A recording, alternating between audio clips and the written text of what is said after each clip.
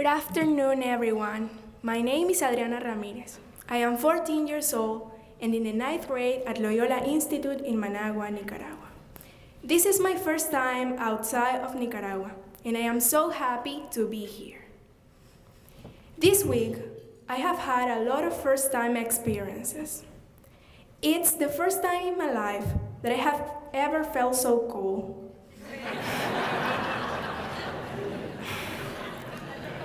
It's the first time in my life that I have been to a rock concert. We went to see Maroon 5 at the Jones Center last weekend.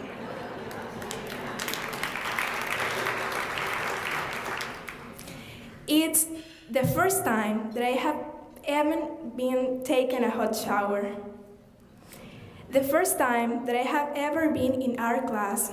I made a beautiful pot in pottery class at Sacred Heart last Friday. My country, Nicaragua, is a very beautiful country. There are many interesting things to see and do. However, most of the people in Nicaragua don't have enough money to travel and experience the beauty of the country. Many tourists go to places like the Pacific Ocean beaches, the Masaya volcano, and San Juan del Sur, but I have never been to any of these places. And even fewer Nicaraguans ever get to travel outside of the country, so it's a very special privilege for me to be here. My family doesn't have a car, so we have to use the city buses to get around. It is not safe to ride the city buses. They are overcrowded, robberies, and pickpocketing are common. My mom and dad have both been robbed on city buses. As a student in the Pathway program, I go to school on a private bus, so I don't have to worry about being robbed or harassed.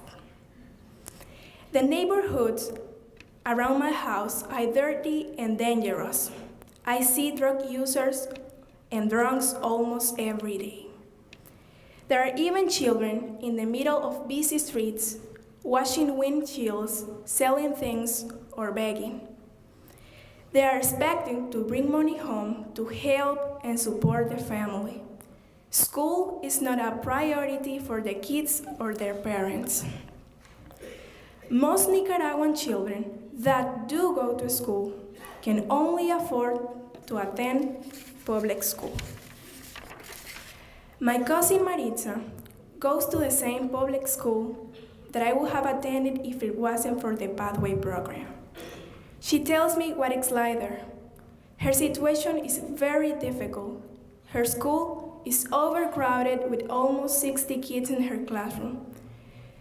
The teachers can't control students' behavior, and the teachers don't have the materials they need to teach properly. Maritza has no textbooks, so she has to copy the lesson from the board each day into her notebook. Her school has no classes in computer or English.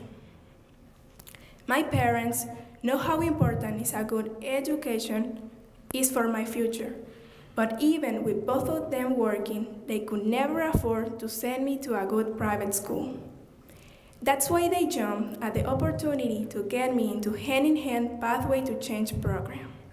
Because of that, for the last 8 years, I have been lucky enough to go to a Jesuit-run private school, Loyola Institute. At Loyola, my teachers have everything they need to give me an excellent education. Hand in Hand provide me with everything else: tuition, transportation, textbooks, school supplies, uniforms, medical attention, and much more. In addition to the English classes I receive in school, I also take English classes during the week with Miss Barbara at Hand in Hand Children's Center, and on Saturdays at the American School. I also take swimming classes on the weekend, which I love. All of this is provided by Hand in Hand. Mathematics and English are my favorite subject. I'm in second. Last year, I was chosen to represent Loyola School in the Math Olympics. where I competed against several other countries in Central America. I won a bronze medal.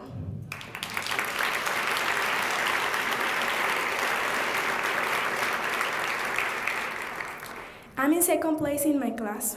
I'm working hard to maintain my high standing so I can get a scholarship to university. When I graduate from high school in 3 years, I plan to study economics or industrial engineering.